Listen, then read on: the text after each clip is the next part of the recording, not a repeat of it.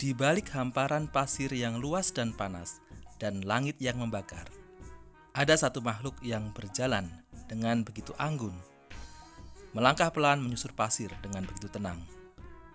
Dia bukan hanya penjelajah gurun, tetapi merupakan simbol kekuatan, kesabaran, dan keajaiban adaptasi alam.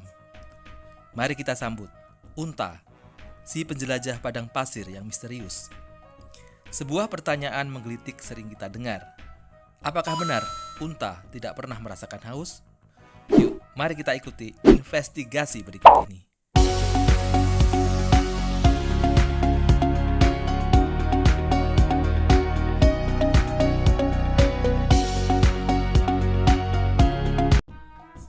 Unta, si besar berwarna kecoklatan ini tentu sudah tidak asing bagi kita dan selalu identik dengan kehidupan padang pasir yang panas. Di dunia yang kita tinggali ini kita mengenal 3 jenis unta yang masih bertahan hingga saat ini. Yang pertama tentu unta ini sudah tidak asing dan sudah sering kita lihat bahkan di kebun binatang, yaitu unta Arab atau dromedary camel, unta baktria domestik, dan juga unta baktria liar. Ketiga jenis unta ini mempunyai habitat di sisi dunia yang berbeda. Unta Arab bisa ditemukan di padang pasir Timur Tengah, Asia Selatan, atau gurun Sahara di Afrika, bahkan meluas sampai di gurun Australia. Sedangkan unta baktria domestik bisa ditemukan di Asia Tengah, dan unta baktria liar dapat ditemukan di gurun Gobi, di Tiongkok dan Mongolia. Sayangnya jumlah unta baktria liar saat ini tidak banyak, alias sudah sangat kritis. Pada kesempatan ini kita akan membahas unta yang lebih spesifik, yaitu unta Arab. Melihat penampakannya memang sedikit berbeda dengan unta baktria yang mempunyai 2 punuk. Unta Arab mempunyai 1 punuk, yang ternyata punuk ini berperan penting bagi kehidupan unta.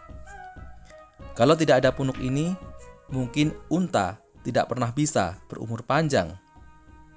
Mungkin selama ini banyak orang salah kaprah, menganggap bahwa punuk ini berisi air.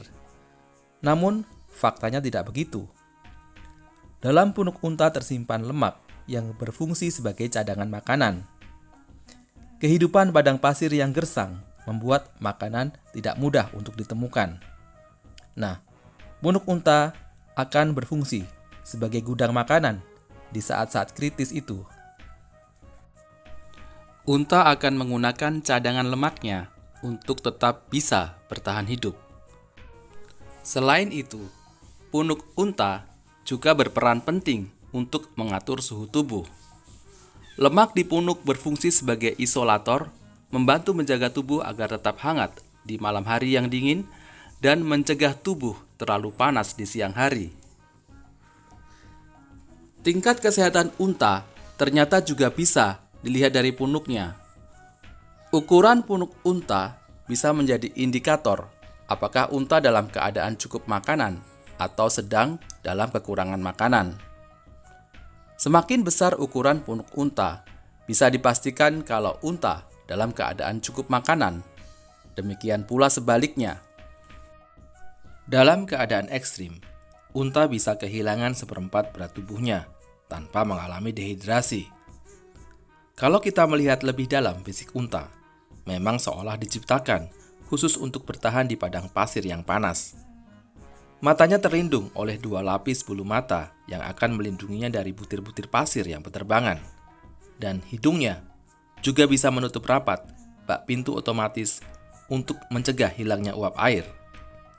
Serta kita bisa lihat kakinya yang lebar, diciptakan khusus untuk bisa menopang tubuhnya agar tetap kokoh berdiri di padang pasir.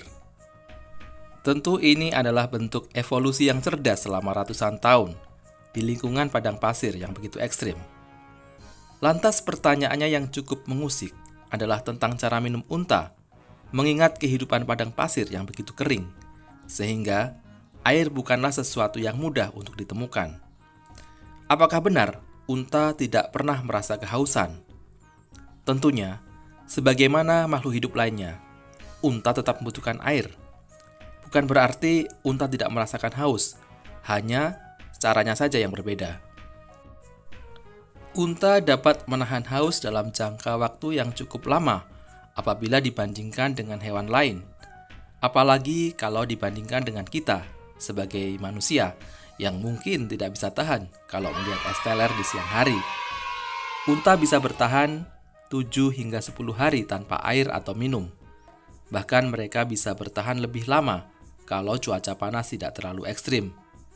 Namun memang benar, tidak ada makhluk hidup yang tidak membutuhkan air. Sekali minum, unta akan meminum lebih dari 100 liter air dalam sekali minum. Kadang di padang pasir kita bisa menemukan oase yang menjadi tempat persinggahan unta untuk menuntaskan rasa hausnya. Dan kemudian mereka akan menahan haus selama berhari-hari. Saat kehausan parah, unta tidak minum sedikit-sedikit. Namun sekali minum mereka bisa langsung menyedot air dalam jumlah banyak tanpa takut terjadi keracunan atau water intoxications. Yang unik di sini adalah tubuh unta memang sudah dirancang untuk bisa menampung air dalam jumlah banyak. Dalam keadaan kekurangan air, maka darah unta akan menjadi sangat pekat. Namun rupanya unta sudah beradaptasi dengan kondisi itu. Sel darah merah unta berbentuk lonjong. Tentu ini sedikit berbeda dengan makhluk hidup lain. Bentuk lonjong ini membantu aliran darah tetap lancar, walau darah mengental saat dehidrasi. Tentu ini adalah suatu keajaiban yang telah diberikan Tuhan kepada unta untuk bisa beradaptasi sesuai dengan habitatnya. Selain itu, urin dan kotoran unta juga sangat pekat karena sistem tubuhnya yang otomatis menghemat keluarnya cairan. Nah, dengan adaptasi yang luar biasa itu, maka unta bisa bertahan hidup hingga saat ini. Karena kalau kita menelusuri fakta, unta sudah ada sejak zaman Eosen, sekitar 40 hingga 50 juta tahun yang lalu. Lalu mereka mengalami proses evolusi yang sangat panjang dan bermigrasi ke bagian-bagian lain dunia. Sejak ribuan tahun lalu, unta telah menjadi bagian penting peradaban manusia, terutama di kawasan Timur Tengah, Afrika Utara, dan Asia Tengah. Mereka disebut juga sebagai kapal padang pasir, karena unta menjadi transportasi utama melintasi gurun pasir yang kejam. Pada masa itu, para pedagang melintas gurun yang panas dengan menggunakan unta dengan beban-beban berat yang ada di punuknya. Para unta mampu bertahan di cuaca yang sangat ekstrim selama berhari-hari. Unta juga digunakan sebagai hewan tunggangan saat berperang dan menorehkan sejarah dalam perkembangan agama Islam di Jazirah Arab. Unta benar-benar mempunyai pengaruh besar dalam kehidupan peradaban manusia hingga sekarang. Selain itu, unta juga dimanfaatkan untuk diambil susu, daging, dan bulunya untuk bahan pakaian. Bahkan kotoran unta bisa dimanfaatkan sebagai bahan bakar alami. Bagi banyak suku nomaden, unta bukanlah sekadar hewan, tetapi mereka adalah partner hidup, simbol ketahanan, dan bagian dari identitas budaya. Di alam liar, unta sebenarnya tidak mempunyai predator alami yang berarti, karena tubuhnya besar dan kuat. Kalaupun ada ancaman, itu berasal dari hewan buas seperti misalnya hyena, singa, atau serigala di beberapa wilayah tertentu. Mungkin satu-satunya ancaman yang timbul datang dari manusia sendiri. Sebagai contoh adalah unta Bactria yang ada di Mongolia, yang jumlahnya sudah sangat kritis. Perburuan dan kebutuhan hidup manusia membuat jumlah unta ini semakin berkurang. Selain itu, kehilangan habitat dan perubahan iklim juga menjadi isu penting akan kelangkaan unta ini. Di tengah segala tantangan, tentu masih ada harapan. Saat ini unta yang kita lihat adalah unta hasil dari peliharaan secara domestik. Program konservasi, edukasi, dan pelestarian budaya dapat menjadi jembatan agar unta bisa bertahan hidup dan berdampingan dengan manusia di masa depan. Karena saat kita melindungi unta, ini berarti kita telah menghormati warisan alam dan tentunya sejarah peradaban manusia itu sendiri. Demikian tadi pembahasan tentang unta yang konon tidak pernah merasakan haus. Apabila video ini bermanfaat, silakan kalian komen, share, like, dan subscribe. Dan apabila kalian punya tanggapan atau komentar, silakan tuliskan di kolom komentar. Sekali lagi, thanks for watching and see you in the next video. Salam dan bye-bye.